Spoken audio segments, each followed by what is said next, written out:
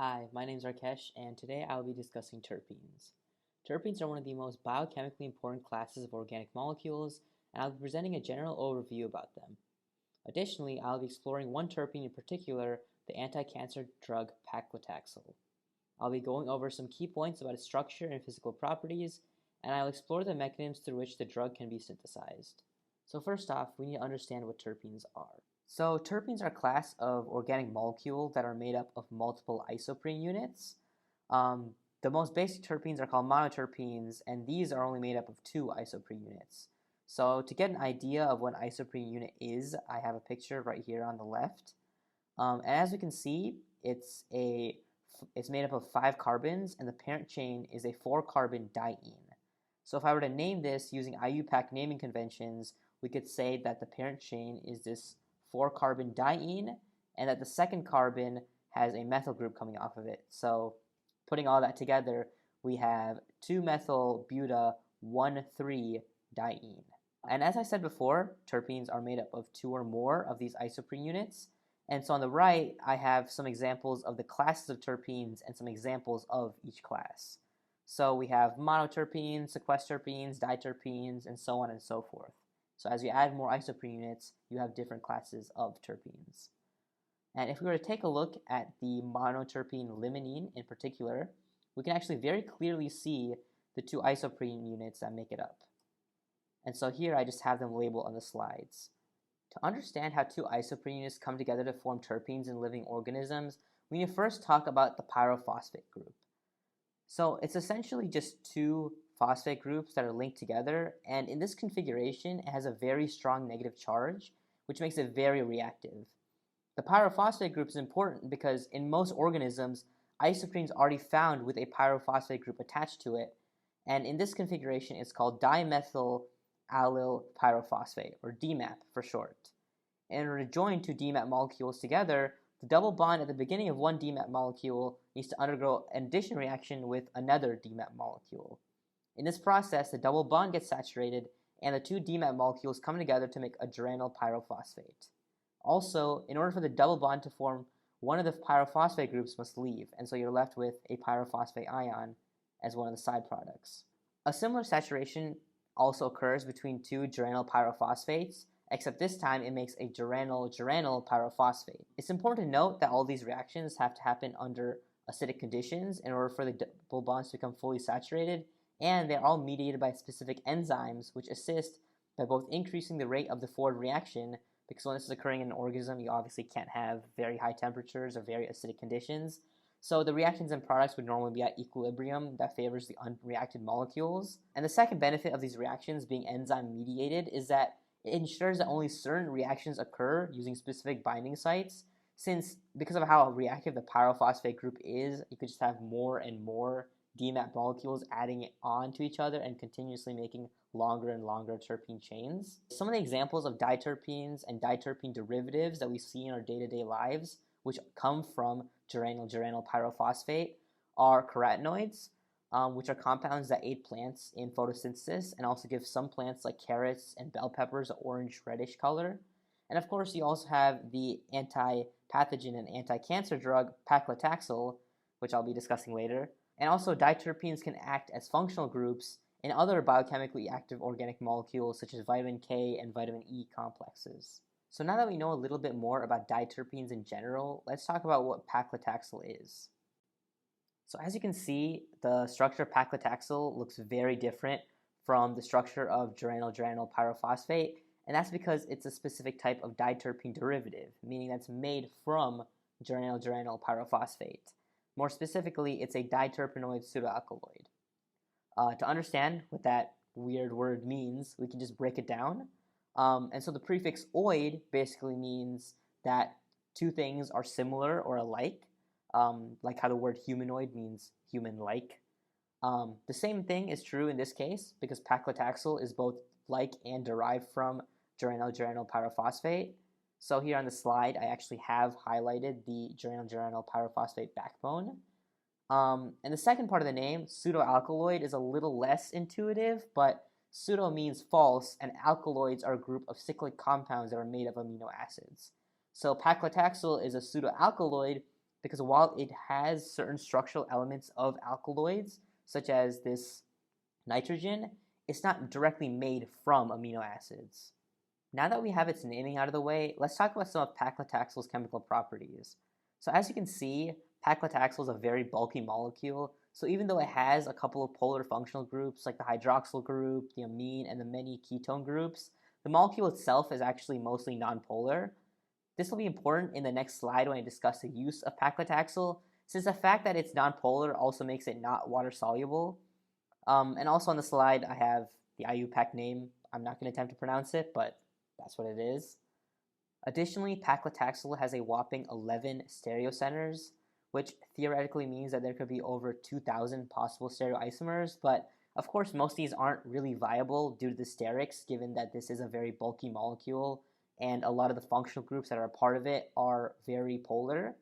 But of those that are viable, only one stereoisomer is actually biochemically active, which is the one that I've listed on the slide right here.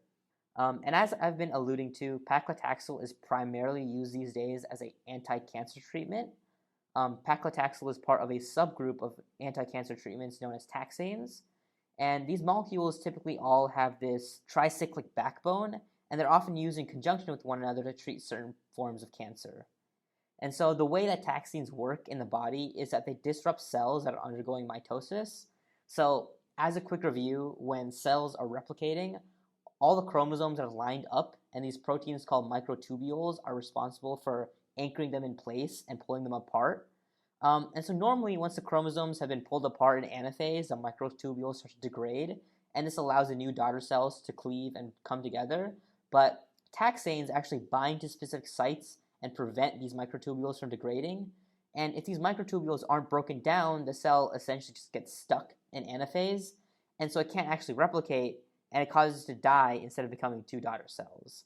So if you think about what cancer is, since cancer spreads so rapidly due to how often the cells replicate, controlled doses of taxanes can actually be used to disrupt cancer growth and hopefully stop it from spreading. This makes taxane treatment an effective tool in helping to treat late-stage cancers, and paclitaxel is typically given to patients via an IV using this nonpolar solvent that I have over here, known as Cremfor. So as we can see, it actually has a nonpolar end, which is the cyclic area, and a polar end, which means that it can both dissolve paclitaxel, which is a nonpolar molecule, and be hydrophilic enough to actually dissolve into the bloodstream and allow paclitaxel to reach those cancer cells. Now let's talk a little bit about how paclitaxel is made. Paclitaxel was originally found in the bark of the Pacific yew, which is what I have shown over here. And in the Pacific yew, it essentially acts like a natural antibiotic and herbicide, which is what most diterpenoids actually do in plants. And so essentially, it acts as a defense mechanism that prevents other plants and pathogens from growing onto the tree by, again, disrupting cell growth. This is great for the tree, but of course, the only problem is that paclitaxel is only found in small concentrations, and in order to get those concentrations out of the Pacific yew, you need to strip it of its bark, and that essentially just kills the tree. Additionally, the Pacific yew is classified as being near threatened, and so mass extraction from these trees isn't viable without significant damage to the ecosystem that the tree inhabits. Luckily, in the late 90s, the total synthesis of paclitaxel was achieved by a number of different research groups. So there's actually a lot of competition trying to achieve a fully synthetic pathway for paclitaxel. And in the end, two research groups led by Dr. Robert Holton and Dr. Casey Nicolau, respectively, were able to complete the synthesis within just a few weeks of each other. And so this is actually a pretty big story. So here we can see the New York Times covering it, and they popularized the term for this event as being a photo finish. But since then, 9 other viable pathways have been demonstrated. And so here on the slide, I have an overview of the retrosynthesis of the Danishevsky method, which is one of the simpler ones to understand. I mean, it's still very complicated, but in order to break it down, like many other of the synthetic pathways for paclitaxel, the three ring member substituents that make up the drug are first synthesized separately before they're then joined together to make the final molecule. Obviously, the synthesis is still very complicated since it involves well over 50 different reactions just to get from the commonly available reactants to the final product, But this is one of the things that's made paclitaxel treatment more available, albeit still expensive, for more patients. So to end off, I want to briefly mention a more novel way that paclitaxel and other terpenoid products could be synthesized. One of the research projects that I'm currently involved with is using sorghum to synthesize terpenes, more specifically triterpenoids and diterpenoids like paclitaxel. And the reason we're using sorghum is because it has this thick cuticle region, which is this like sort of waxy kind of layer on the surface of the plant. And the cuticle is actually full of natural terpenoids, and these terpenoids are relatively easy to isolate from the rest of the plant. And once they are isolated, the rest of the plant can just be used and processed into biofuel. So theoretically, if you were to figure out the genetic elements that control the genes expressed in the epidermis, which is the skin of the plant that excretes the cuticle, you could then attach those elements to a gene from another organism that makes the terpenes that you want to synthesize, and then put those genes into sorghum and have the plant make the terpenes for you.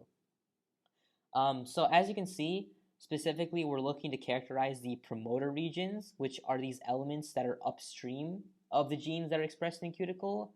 And so if we can isolate these promoter regions, we can then express any genes that we'd like in the cuticle of sorghum.